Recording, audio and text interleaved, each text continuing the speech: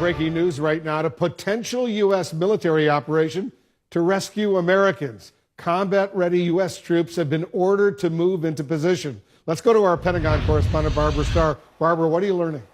Wolf, good evening. Tonight we are learning that 80 heavily armed U.S. troops have landed in the nation of Gabon in West Africa. Let's put the map up and show everybody what we're talking about. They are in Gabon on standby, heavily armed, also with aircraft to be ready to go to the east into the Democratic Republic of Congo, where violence has broken out for several days following very unsettled elections in that country. They are ready to go in and protect the U.S. Embassy, but also ready to go in and rescue Americans out of that nation if it becomes necessary.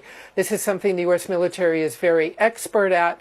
I think it's quite significant that when Congress was notified about this today, we learned that they went with combat equipment. So they are ready, if ordered, to cross the border, go into the Democratic Republic of the Congo. And we are also told that more troops besides the initial contingent of 80 may be sent if it comes to that, Wolf. Yeah, and the president actually, as you point out, wrote this letter to Congress. I'll read with the first sentence. The first of these personnel arrived in Gabon on January 2nd, 2019, with appropriate combat equipment and supported by military aircraft. Is the U.S. military taking this precaution to prevent the loss of U.S. life, similar to what happened when that diplomatic mission was overrun in Libya and Benghazi? One of the great lessons, tragic as all of it was, out of the Benghazi attack on the diplomatic compound is Africa is a continent of vast distances. The U.S. military has to be ready, has to pre-position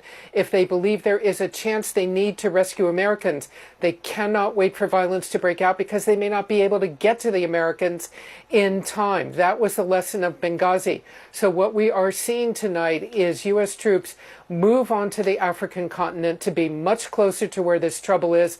The Democratic Republic of the Congo, very troubled right now. They are having another Ebola outbreak, and there has been violence after these elections where the strongman Joseph Kabila, who has been in power for some 18 years, very much apparently wants to hang on to his power, and there is a lot of unrest in that country. The State Department had warned Americans that they should consider very strongly leaving the country, and now U.S. troops are on standby next door, ready to go in if ordered to help get Americans out and to protect American property in that country. Yeah, Wolf? And the president's letter to Congress, he says additional forces may deploy also if necessary.